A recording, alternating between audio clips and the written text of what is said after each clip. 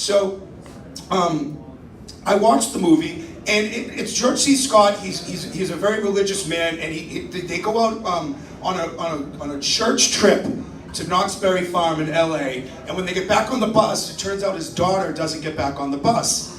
So they like, listen, your daughter didn't get back on the bus, and he's like, I gotta find my daughter. You know, so that's my George C. Scott. Does anyone know who George C. Scott is? All right, okay, this will work for you then. I gotta find my daughter. So he goes out to LA to find his daughter, and he enlists the help of a sleazy detective, private investigator, played by Peter Boyle, the grandfather on Everybody Loves Raymond and also Young Frankenstein. He was the monster. Really talented, should have been nominated for an Oscar, steals every scene. And he also enlists the help of this prostitute, porn star named, I can't remember her name, but it was played by Susan Hubley. Look her up. This was her big movie. They wanted Melanie Griffiths originally, but they got her, and she was great. She went on to play Priscilla Presley in the Elvis TV movie. They loved her, and she had no problem walking around completely nude. But I think that they probably like put a little fake bush on her. So, anyways, I watched the movie, and so he finds out at one point. Peter Boyle says, "Listen, do you know what a stag film is? Because I found your daughter." Takes George C. Scott into this. This is the big scene of the film. And he takes her into the seedy little porno house on Hollywood Boulevard, and he sits there, and it starts up, and there's his daughter, and all of a sudden it's like that 70s porn. The two guys come in and they start spit roasting his daughter, and George C. Scott's watching this, and he is a deacon in his church. I mean, really religious, and he starts screaming, "Turn it off! Turn it off! Turn it off!" The Veins, the whole George C. Scott. Great movie. So here I am. This wasn't the movie that would, it wasn't sexy in any way. It was like very nihilistic, a la Taxi Driver. So, I mean, it would be like, but I was ready. I was like, get me to Hollywood. I don't care. I want to get involved in pornography. So anyways, I forgot about this dream for quite a while until recently a friend of mine said, listen, he actually works in porn. And he says to me, he goes, listen, we need an extra for one of our movies. We need someone who can play the fat, old, disgusting, older husband, you know what I mean? Not the father or nothing, but the husband, fat and old. So I had to send some pictures, and so they come back and say, you're not ugly or fat enough. Send us another picture. So I'm like this, going, and they like send the picture.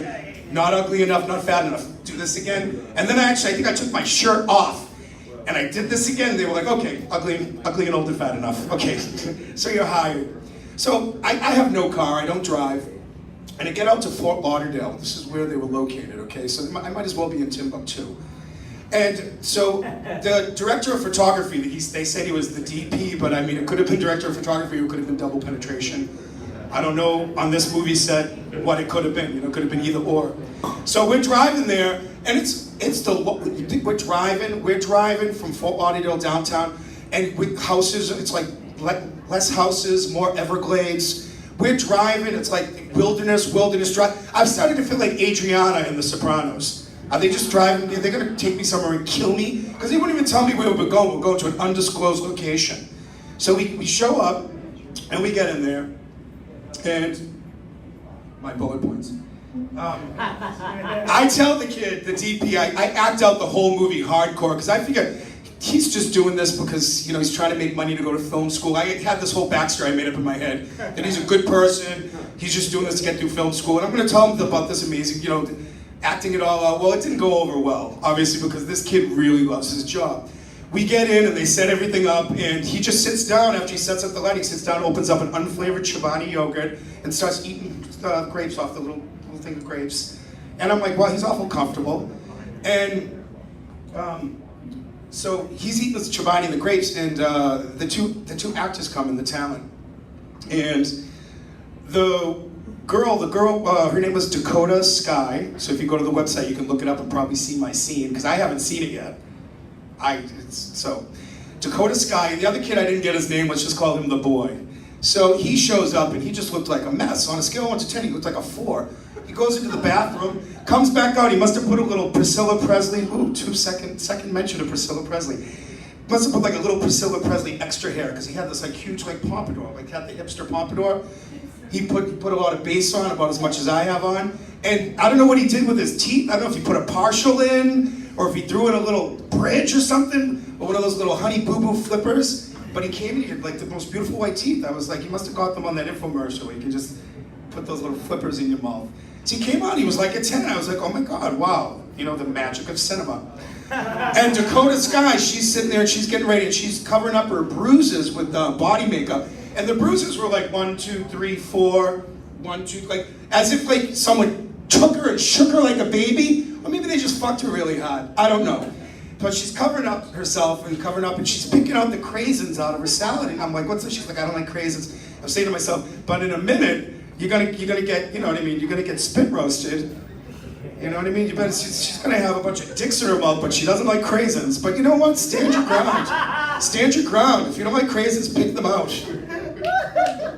So, yes. Oh, so then we get to the still photo shoot, because if you've ever been on a porn website, what happens is there's a bunch of still pictures to show you what you have to look forward to before you even pull your pants down, because you want to see. Maybe you might not like it. Maybe you're into, you know, Asian women. Maybe you're into, you know, guys with partial flippers. But so they call me in and they have me do the photo shoot. So what happened with that was I had to be. She's like being caught by me. The whole idea of the story was. I was getting her a massage for her birthday and she fucks the masseuse and I come home and catch them. There's obviously some kind of little niche where people like the getting caught part. So I'm like, okay, so I'm gonna be and on the call sheet it said old, ugly, fat husband. I was like, that's me, I'm here, I'm ready to go, ready to do my job. So he's coming in and they're doing the still photography. It's like the world's creepiest photo shoot because they're like, oh yeah, that's great, Nick, that's great. Oh, Nick, the boy is now Nick, I just gave the name. And he's like, all right, teabagger, Nick, teabagger. Yeah, that's it. And I'm doing this. I'm on the side going like this, like chastising them. Because I'm like, what do? I'm going to have to finger wave, you know? So I'm finger waving, they get a bunch of pictures of me doing like, bad wife. I mean, it's my own fault. You know, for my character's motivations, you don't buy your wife a masseuse and expect her not to fuck them. So they, all of a sudden they come in, and this is where I hope you're with me here, okay? This is where the movie magic comes in. The still pictures are taken before the actual sex act. So they had to put something on the girl's face, if you follow me. And she's acting like it's the most exciting thing ever. It's delicious, it's edible, but it's not semen, it's not the baby batter. It looked like a little tube of Elmer's glue, but she's eating it, so it can't be Elmer's glue. So I said to myself, the only way that I can process this is I'm gonna say that it's toaster strudel icing. So I said to myself, she loves that toaster strudel icing. She loves it. Toaster strudel icing, the little. So she's eating it up like she hasn't had a meal in days, and she really hadn't other than that little salad and the handful of craisins she threw away.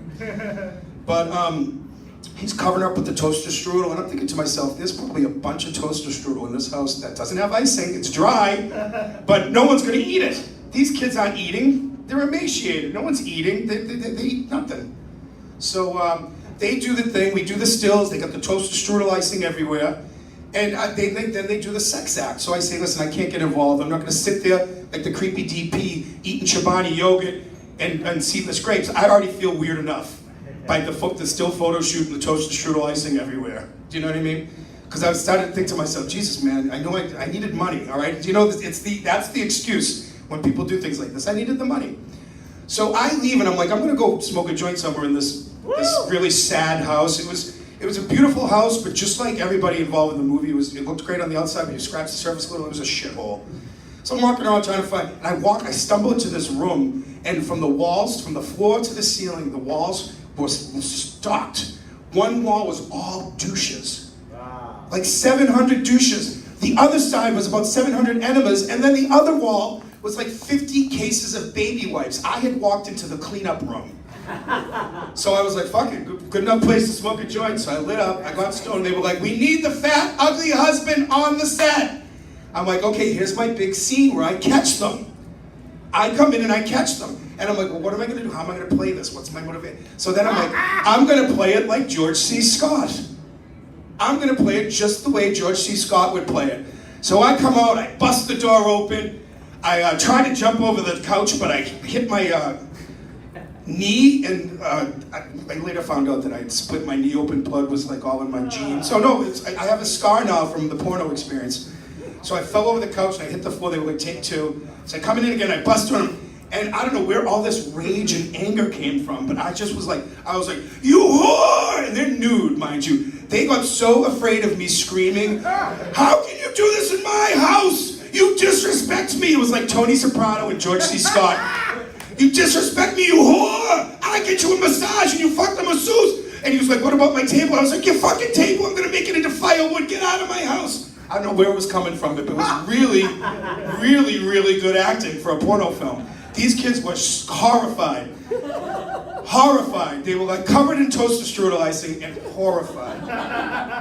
So it's all done and everything, and then they come up and they put a camera in your face when they pay you, and they ask you on camera, were you, I guess this might be part of the Geneva Code or something, but they were like, were you forced into this? Did you do this on your own free will? And I was like, yeah, I did it on my own free will.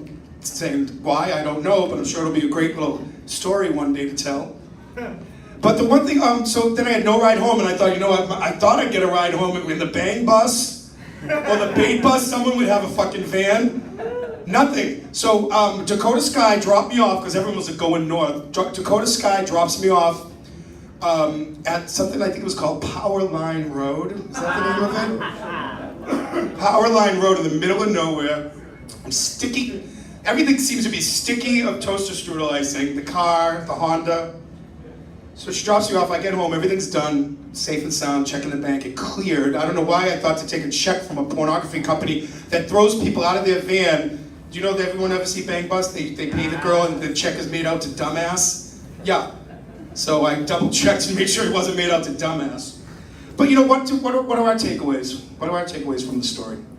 They are pornographers, after all the hype, they're not good people, turns out. Turns out afterwards they're terrible, terrible people. None of us in the room will probably ever think about or look at toaster strudel the same way ever again. In fact, some of you will go home and probably toaster strudel yourselves tonight. And I also thought, and this is me being all dramatic, I thought to myself, somewhere out there, Dakota Sky's dad is pushing himself away from the computer and screaming, turn it off! Turn it off! Turn it off! Thank you guys.